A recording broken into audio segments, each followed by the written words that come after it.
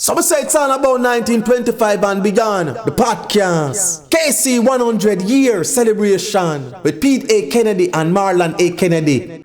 Welcome to the 1925 and Beyond podcast. It's me, your co-host, Pete A. Kennedy, Kingston College old boy, and I'm here with my big brother, co-host, Marlon A. Kennedy. Just to give you some credit, I went to Kingston College from the years of 1992 to 1995, played football, what we call in America soccer, and played 93, 94, Coles lost 93, won 94, and 95 went on to play Manning Cup, and then after that, it was my Kingston College journey there. So let's get this started. Turn it over to my brother, co-host, Marlon A. Kennedy.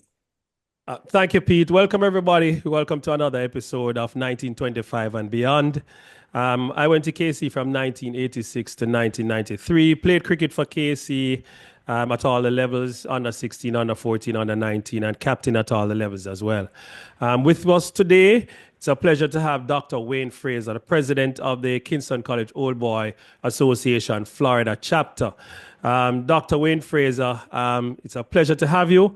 Welcome. Yes, and we will just start things as we always do, Dr. Fraser. Tell us a little bit about yourself before you went to Kingston College.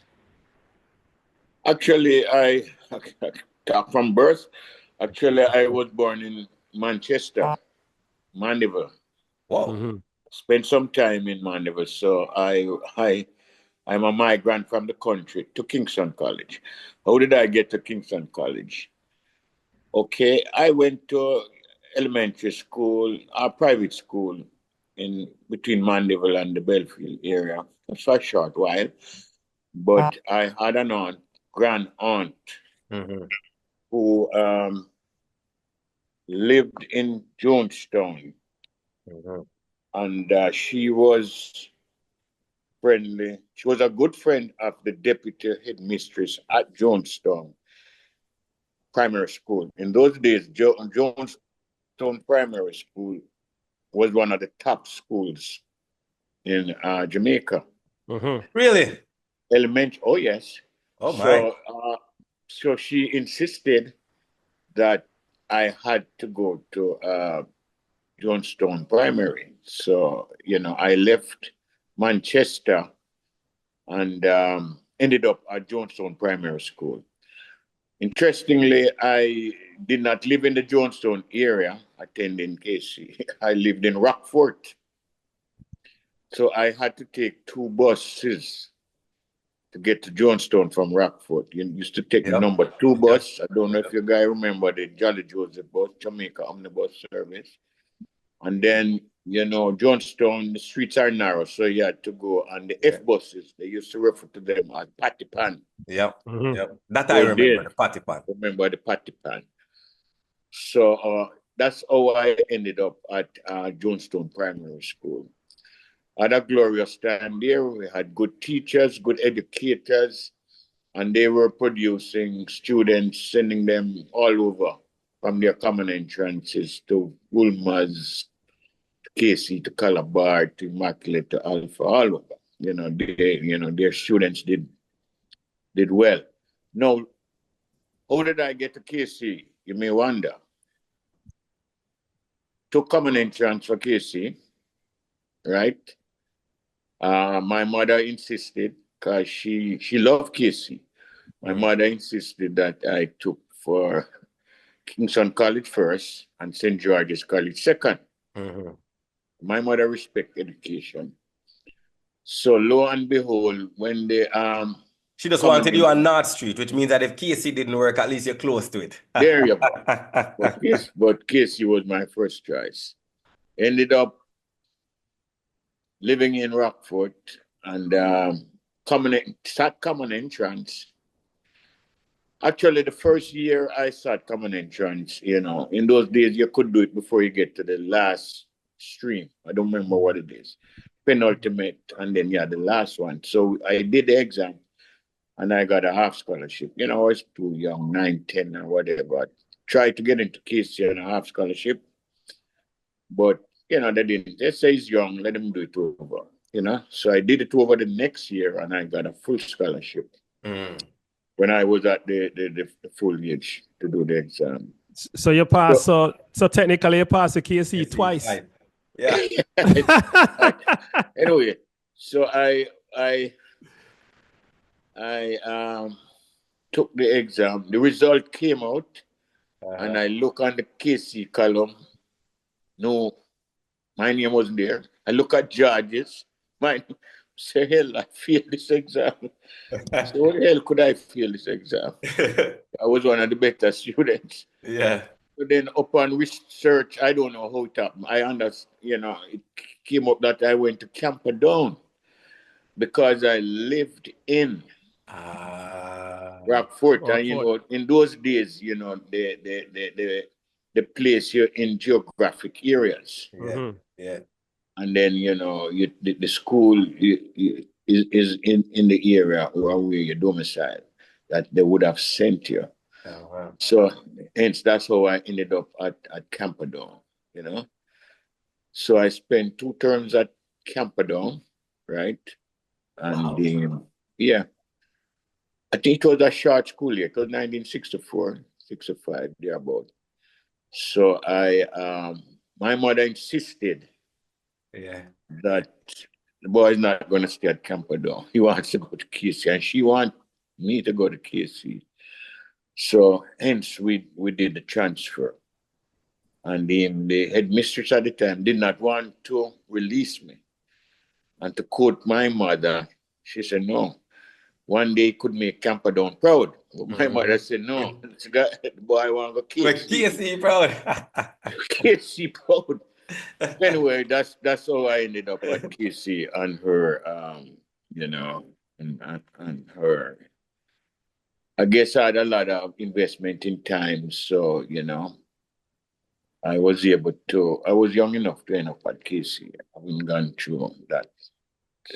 So that's how I ended up at KC. So let me ask you this though. So all right, so you did 2 terms at Camperdown. When you went to KC, you repeated first form, grade 7? Yes. So you started over from scratch? Yes. Okay. At KC. KC, I started out from scratch. Mm-hmm. So, in other words, I don't know if they didn't respect Camperdown education or Camperdown. I don't know if they checked my transcript at Camperdown, but I think I was doing good. Mm-hmm. So I see coming from Camperdown, come on. So they put me in a form they call 1F at KC. You had about, ABC, 1A, 1A, 1B, 1C. You had down to 1G. What year was that, Doc? Because, right now the classes are named after persons, influential persons with KC, past headmaster and so forth, and teachers. At that what time, year was that? At that time, 1964, 65. Okay. At that time, it was just, alphabetical, going down the line.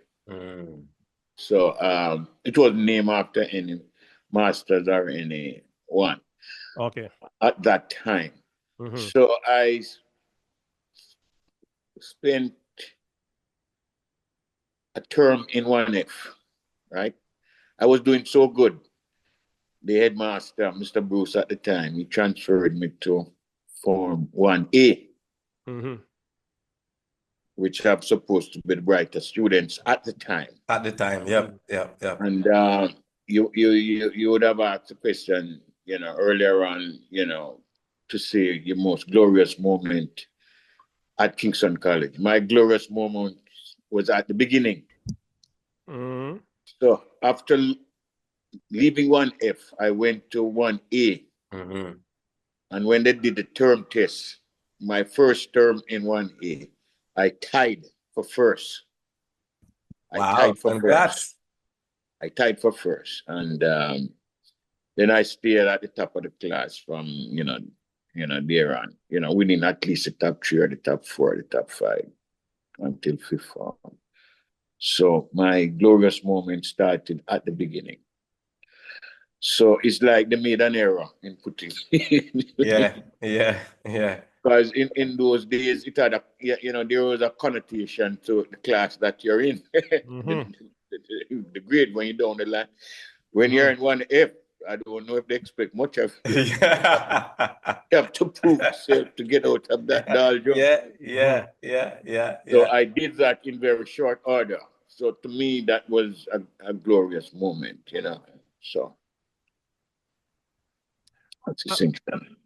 All right. So, but that was the start. So, how many years you spent at KC, and what were those years like outside of academics? Did you participate in anything else, playing the sports or any other clubs, or what did you do for that time?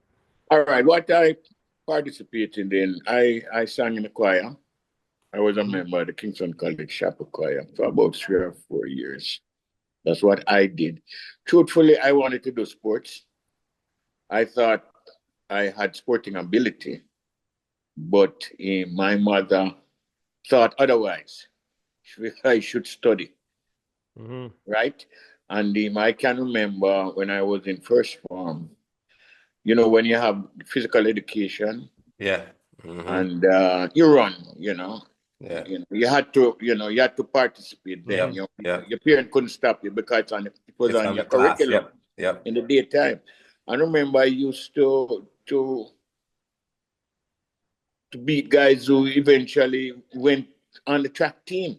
But my mother would not allow me to go and train. And my physical education teacher said to me, "Man, you can run." Well, he didn't do anything about it. He didn't approach my mother and say, "This boy can run. Let him do it." My mother said no. So those are one of the regrets, that I had. She did not encourage me to play much sport. She figured I should study the books, So essentially. And you did. They had sixth form back in those days. Yes, I did sixth form. Back in them days, no, you did O levels up until fifth form, and then you spend the 2 extra years in sixth form, then you did A level. So that's where I did my thing. So what happened after high school? Where was the next journey for you after high school? After high school, I went to UWI. Yeah. Yeah, interestingly, my mother migrated and left us in Jamaica. She boarded us out with a cousin, and she did not encourage us to come, although we could. We got residency status, but her idea that we should do our education in Jamaica. Because in those days, you respected the Jamaican educational system to that extent, And she figured it was better, and for us to be in Jamaica to study. So that's basically how we ended up at UWI. And then, most of the, you finish sixth form, most of our friends, they didn't want to migrate. They just, unless you get some very special scholarship, like sporting scholarship, like a football or track scholarship, then you'd go. Yeah. Most of us was heading to a UWI or CAS, That was the natural transition at that time. So what did you study at UWI? Initially, I did 2 years of natural sciences, and then I transitioned over to medicine. Okay. And you completed that medical program. Did you do any work in Jamaica? Yeah, man. I worked in Jamaica. I worked in Jamaica for 8 years before I came to America. I worked at Spanish Town Hospital. I worked at KPH, Victoria Jubilee Hospital. And then I had established a private practice in Clarendon, Lionel Town. And then after, 8 years of that, I migrated, But at that time, though, hold 1 second, Pete. At that time, though, you weren't any specialist field. You were just doing general practitioner work. Yeah, general. But I started doing obstetrics and gynecology course, Victoria Jubilee Hospital. Okay. But then, the opportunity came for me to come to America, got into a residency. So I dropped that and then, migrated. So when you came stateside, because you're in Florida now, you came to Florida or you came to America through another state? And where did you do your residency and how was that? All right. Interestingly, my mom, since she migrated, she been living in New York. So New York was her first port of entry. So we'll be going back and forth since, graduation from school. Actually, I have, two other brothers that went to Kingston College. Oh, wow. It's three of you guys. Okay. Yeah, they're younger than me, and you might know Ray Fraser. He's a doctor. Dr. Ray Fraser is one of my younger brother. And the youngest one, he was a dentist, but he unfortunately, had a tragic demise. Okay. Our condolences. Yeah. So, all right. So, but I asked, where did you do your residency when you came stateside? Yeah. All right. To answer that point, I was saying is that I did my residency at the University of Miami, Jackson Memorial Hospital. Okay. I raised the point about New York when you asked. Yeah, where you entered. Yeah. Where I entered. And one might wonder why I didn't do it there. But we were going back and forth. Although my, the old lady was there, we kept going back and forth. And she was there, but then, we got serious about coming to the States. So I applied directly from Jamaica to University of Miami and Jackson Memorial Hospital. So that's where. Nice. And of course, the weather is better here. Yes, yes. Here. Yes. So what was that transition like when you compare medicine in Jamaica to medicine when you came in the States back then? All right. Of course, a developed country, you have been exposed to more technical know-how. You have more to work with in terms of technology. They were a bit more advanced than us in terms of availability of equipment and the know-how. Training in Jamaica kind of equipped us because we were very much intense or better and hands-on because you had to do more thinking. You use your minds. Well, we're in the States. You have more technology at your disposal. Yeah. So you could do more for your patients. Yeah. You would imagine, Okay. And what's your specialty now? Family practice. Okay. So but go ahead, Pete. I had one doc that you mentioned that I wanted to know how you got there. So here's what I heard. We're born in Mandeville, moved over to Rockfort. You went to KC. You worked at a few hospitals in the island. How did your private practice in Jamaica ended up in Clarendon? Oh, that's a good question. Yeah, because I heard that part. I'm like, Clarendon, I was thinking you would probably be in New Kingston or one of those city areas since you were in that specific space. So how did you ended up in Clarendon with your private practice? That's a very good question, The question first is how did I ended up in private practice? Back in them days, working for the government, right? The income was pretty low. Because you see doctors striking all the time, or work rule. So our principle and the philosophy at the time, you could go into private practice and you could have the worst private practice. You're making more money than working for the government. Okay.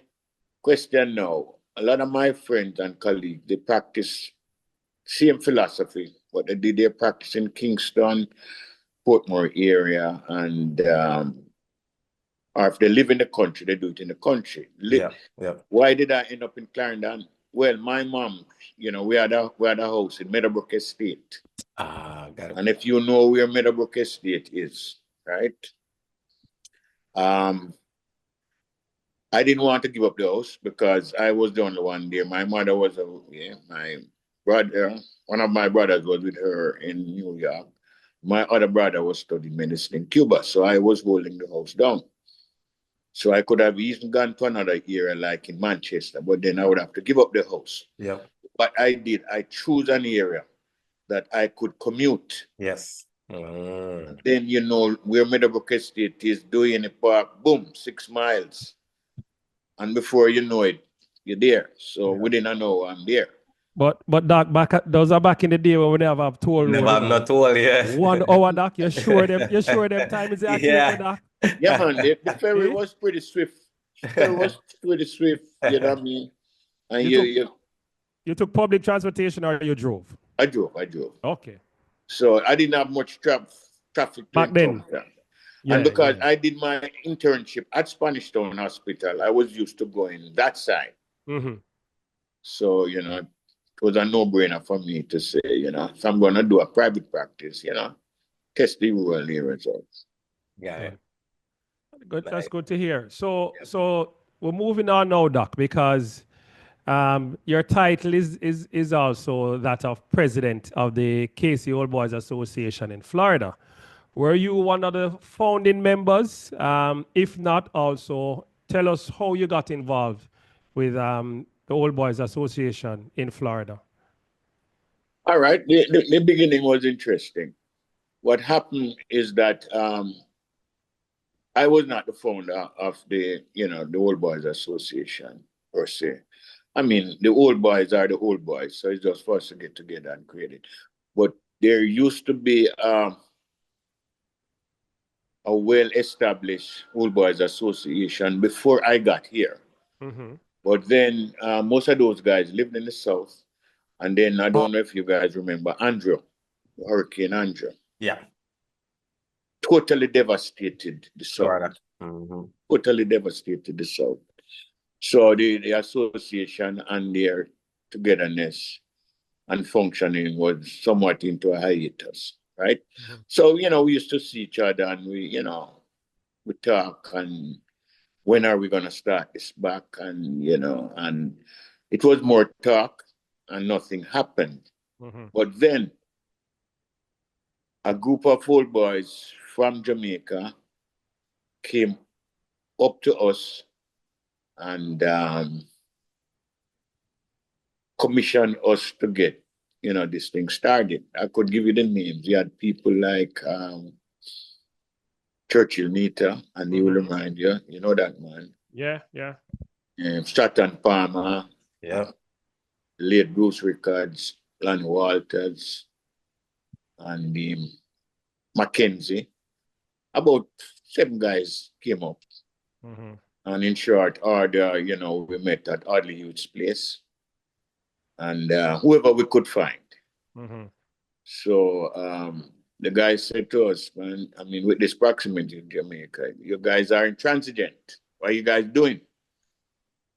So they commissioned us, to create a committee and, start something.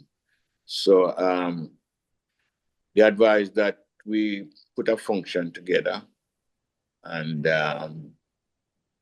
to raise funds for KC, and then that will bring everybody together on a regular basis. So that's what we did, and we started meeting monthly at Audley's place. But then they said, you guys, we should have an event. But then, well, how the hell are we going to have an event? And I mean, it's a charitable, thing. We have to be registered, with the state. So we didn't have like a big quorum of people where we could, have an elected presidency and an executive. Yeah. So the people amongst us, you say, you know what? This one is president, that one is secretary, you are treasurer, right? And, we just submitted our names, to tell us. And essentially, that's basically how we started. It just kept going like that. And it's growing because it's growing. I see the support that they get every year with the purpose sessions. Yeah. So how many years now on running the purpose session, Doc? I would say 23 years. 23, 24. Yeah. Wow. All right. And it's a staple, because I know a lot of people with don't go KC look forward to it as well, Yeah. Yes. It's a really, really well organized classy event as well. So yes. Okay, go ahead. So essentially, when we started, we didn't have any, resources. We found a place, but so we didn't have money in the kitty because the association didn't exist before, and we weren't paying dues per se. So what we did, all of us made contribution to put this event on. We went into our pockets with the view that if it don't work out, then we lose the money. If it work out and we make profit, then each individual who contributed will be refunded. Yeah. So it so happened that it happened, and it was a success. Everybody the was first one. How was the first one? The first one was amazing. We had that. We got a DJ. I won't call any names, but there was a member in the group who said his father could play for free, and he came up, gave him the airfare, and he played. And then we had about 600 or 700 people inside the place. Wow! First go. That's good. Where was it held? It was held in Pembroke Pines at the Walter C. Young Middle School. I don't know if you're familiar with that area. Not me. Yes, familiar. Yeah, the brother was. That's where it started. They have a lovely auditorium there. Somebody used it before, and they said it was a good venue. So that's weird. So I take it you were surprised by the number. So when they probably printing the first set of tickets, how many tickets in the print? Because I don't think we need to prepare for 600-700 people. 600-700, probably like a 2, possibly 3. So how that part they gonna out that? How wanna rally back with that now? I think we printed. I can't remember, but maybe 1,000 tickets. Kind of 1,000. Because when you print, okay, the more you print, sometimes it's cheaper. Cheaper, okay. And it's paper. What I mean? Not a big deal. It's paper. Okay. Wow. So I apologize then because I was underestimating your approach, but I guess that was good. It was really good. Really good. Yeah. The purpose session every year is awesome. It has been every year except for the year when we had COVID. The COVID years, yeah. And that's for obvious reasons. And it has been, better and better and better. Excellent. It's good to hear. So how has the membership gone though? Is it growing or is it the same set of dedicated people you have pushing through this? The membership, we have a dedicated set of people is always there. And the membership waxes and wanes. But the people that the loyalists are always there to make it happen. The loyalists are there to make it happen. People like Audley Hewitt, Carl McNish, Dwight Davis, Dean, Everton, Bailey. Dr. You want to leave out anybody? Selberg, Good, and William. Man. Pick up all the Florida KC all boys, every single one of you guys. Yeah, you're the DJ. Yes. And then later on, people like Smooth and Chris Francis. You could go on and on. All right. And I know you don't want miss out the name and then people get upset, and I understand that. Yeah. So my next thing is that we all know that the old boys, the different chapters, their main focus is to is to contribute back to the school. So what has the Florida chapter done since you've been there, and what are their future plans in terms of projects that they want for KC? And also, I know that you also do community outreach in Florida, because I know that you're not just you do expose other members of the Florida community to the Old Boys Association Florida chapter, because I think I've seen pictures of you going to other schools and all that sort of thing. So tell me what is happening, or what has happened, and what is over the years, we have supported other schools because they have supported us in our event. So we make sure when they have their functions, we support them. And there are certain other contribution, things that we do. Like, for example, we adopt certain middle schools, and we have an input with them. So those are the the local things that we do, which is part of our responsibility. And over the years, we have supported KC in various ventures.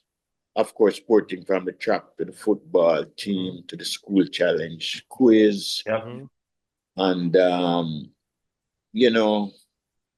teacher support group. We have done quite a bit, and we are called upon for support at short notice, and we can pride ourselves that we are quick in responding. We are quick in responding, and we respond without going through too much bureaucracy. We make it seamless when somebody calls for support. Once the request is legitimate and the need is there, we are always there, and we will continue to support. I know there are certain marquee projects that is coming up for the 100th year, and we have made promise, a commitment to support the well at Melbourne Park. That is going to be our marquee project for the 100th year. To support the what again? The well. The well. Yeah, well at Melbourne. Okay. The well at Melbourne. And what we have recently done, I don't think many people are aware of it, but I don't know if you guys are aware that KC is responsible for providing accommodation for boys coming, from rural areas for them to live. And we have been focusing mostly the sport, the athletes, and we have assisted the school in acquiring a building that they use, a house that they used to live in. And parent, we have now bought that building. So KC owned that building. Yes. You probably are aware of that. Where is it located? A lot of people don't know. Somewhere in Havendale, Meadowbrook. Yes. They hold up to a dozen boys. Nice. Yes.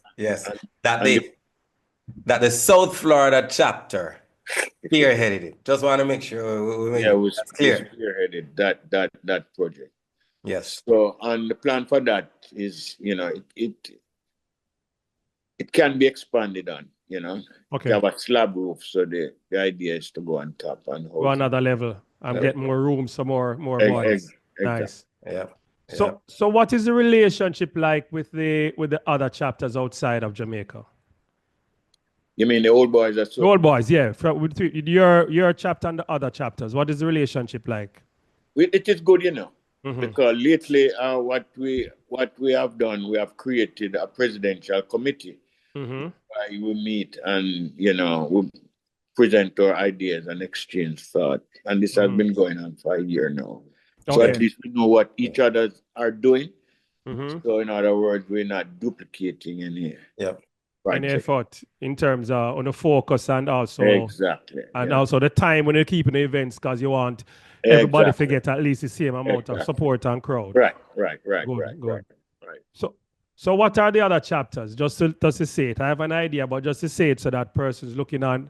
And even we have some old boys that are out there that are probably not now aware that All other right. chapters are there. But what All are the right, other well, chapters that we have? our chapter referred to as South Florida. There's a chapter in Tampa. There is one in New England, Connecticut area.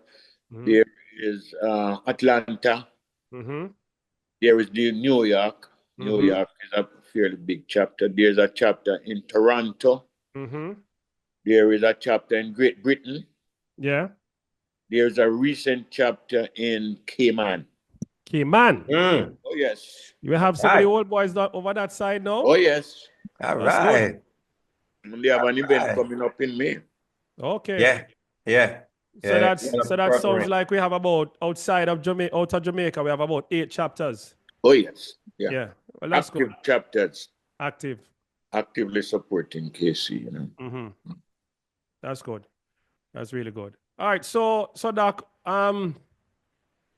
one of the things we want to get from you that we spoke about earlier, I know that you probably slightly mentioned it, but was there any individual at school, whilst you're at school, that left an impression in, or a group of individuals, could have been students, teachers, administrators, coaches, parents, or even supporters that left an impression, a positive impression on you, and why was that so?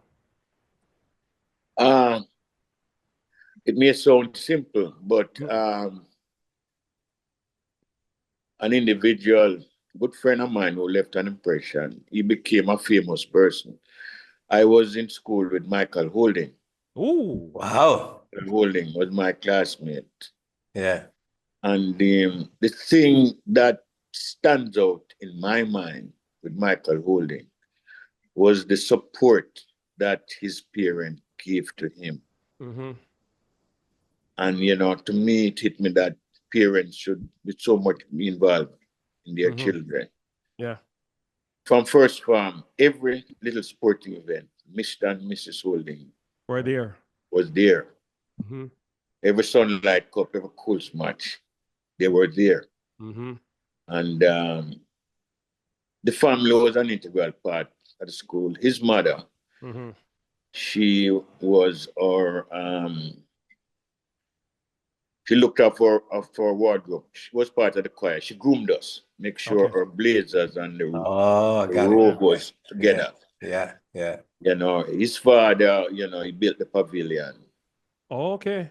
Yes, the one that burnt down, the cricket pavilion that burnt down. The wooden one that caught on fire some time ago. No. This is the one down, like you're going down to the south of the school on the right. I don't know if there was a fire there. It overlooks the field. Oh, the current one. Current pavilion at Melbourne.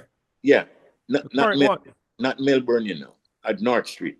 Oh, at North Street. Oh, North Street. Where the dressing room is. Yes. Yeah. Where the gym, weights room and everything. Yeah. Where overlook the field. Yeah. Michael Holding dad built that? Yes, he was an architect. Way back. Yeah. Way back. A lot of people don't know that. Yeah, we haven't heard that one. No. Oh yes, yeah. I mean, so that is what impressed me, and then it carried over to me when I came into this country, and I have a son, and he's into sport, and you have to be with your kids. You have to carry them to track training. You have to carry them to baseball, to soccer, and what have you. And I always make sure that I was there for him. Yeah. And then it will always come back to me and say, Mr. and Mrs., they were always there. Yeah. And that made a difference in his development. Yeah. I wish, there were more kids in high school who, with all the the sports people that we have in high school in Jamaica, and you don't see the parents, my mother didn't even encourage me to play sports, So when I see that now, I said, wow, to me, I've never forgot, and it has carried me. Wow. Sounds simple, but and I understand you describe it as simple, Doc, but it's really, it's really family support. It's not that Family simple support. because for the mere fact that you said Michael Holding's dad was an architect, you know, is not that he was unemployed or even if it's his own business. So for him to take the time out I'm out. Yes, Yep. and be at the games yes. or whatever for his son, and then that means him, you know, whenever he's at work, he might put in some serious hours, but Exactly. he's there for the game. So it's Exactly. really some serious dedication that as well and support, you know. Oh yes. And it helps you to grow with your child as well, because a lot of the Exactly. times when they're out playing the sports, you don't know what's happening. Only thing you hear is when they come back and give you their version, their report as to Exactly. what happens. Exactly. So that's really good, Doc. I really appreciate that. Yeah, Yeah, man. man. So which more parent had the capability to do that, you know? And would be a better country and a better world, you know? Better place, definitely. I agree 100%. More things for you. One, I want you to just leave a message for everybody that's out there that may view this podcast, the current student body, old boys, current teachers, past teachers, administrators, everybody, and also to wish KC 100, Doc, and then also just at the end just drop the details as to where persons can follow the Florida chapter. Word to Casey is to the student body first, and to say to them that you're at a great institution, and just seek all the opportunities that is presented to you, and focus on your work and your attitude. The spirit is there, you know, the passion is there from the Old Boys Association. And we are proud that we have passed through a great institution like Kingston College. Kingston College, it has molded us, it has equipped us to face the world. And we are a proud set of people. We may demand much from you. Sometimes we demand too much from you because we like to win. We like to see success. And our message is to pass the passion down to you. And after you finish, we are out there for you. We are in every field and endeavors in life. Don't be afraid to reach out to us. And we are there for you. We are there to back you. And nobody can say anything bad about KC. And we don't take it lightly. And we'll fight for you, and we'll continue to fight for the spirit of the school. Yeah, man. And just to wish the college 100 years as well for the Doc. And take this moment to congratulate Kingston College on attaining this milestone. And we have to give respect to the Honorable Percival Bishop Gibson, who founded a school that in those days, a school that gave privilege to all. And when Kingston College was started, there was a set of people or students that was not privy to get high school education at a great institution. And Bishop Gibson afforded these people the opportunity to be at an institution that they could prove themselves and prove their worth in the world. So we have to give kudos to Bishop Gibson. And as I said, KC is a school for all. Mm-hmm. And we have seen that over the years. Definitely. Appreciate it. All right, Doc. So where can they find the Florida chapter? People want to follow or get in contact with Florida chapter. Okay.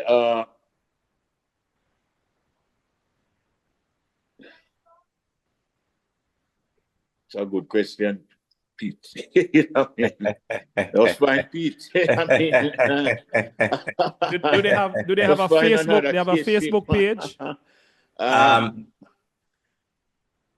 We do, but I think we follow. I think we follow under the entire Florida USA. So there's a big there's a big KC USA that supports all the chapters that they post, and everybody follows through that. Yeah, because it's kind of like a word of mouth. Who you call? Yes, you just call a man, and just to let you know that we will be meeting every month.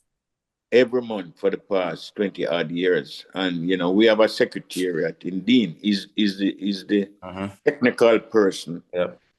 So contact a old boy like Pete, and then we'll put you on the email list, and that's how we disseminate the information. So this year purpose session, you have a date already? Planning start? Yeah, October the 4th. It's always the first Saturday in October, Marlon. Always be the first Saturday in October. Yep. First Saturday in October. Yep. And it's going to be at the Gulfstream Park, as it was last year.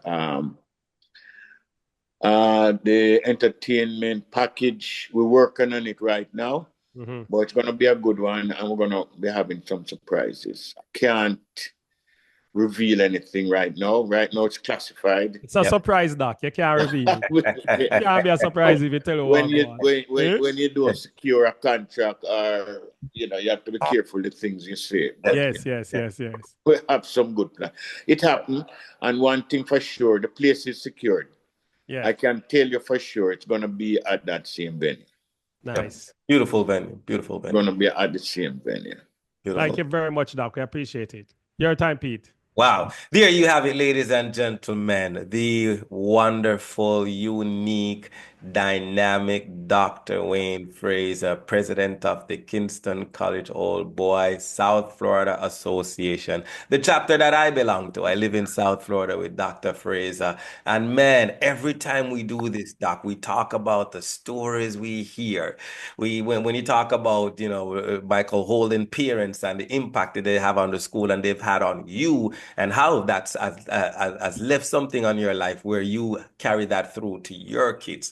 That's the type of thing that happens at North Street or happens at the Melbourne campus. So thank you again, Doc. We appreciate it. We are coming to you from Jamaica. I'll be back in South Florida soon. But before we wrap up, we got to do it Kingston College style. The greatest motto that has ever been created comes out of KC, and every KC boy knows it. So we end with this, Doc. We end with our motto, and we know it well. How it come, my brother? Fortis. Cadere. CEDRE. None Potest. The brave may fall, but never you. Wow, thank you very much, Dr. Fraser. All the best, and we'll be in touch. And I'll see you shortly, my friend. Thank you very much, Doc. Yeah, man. Okay.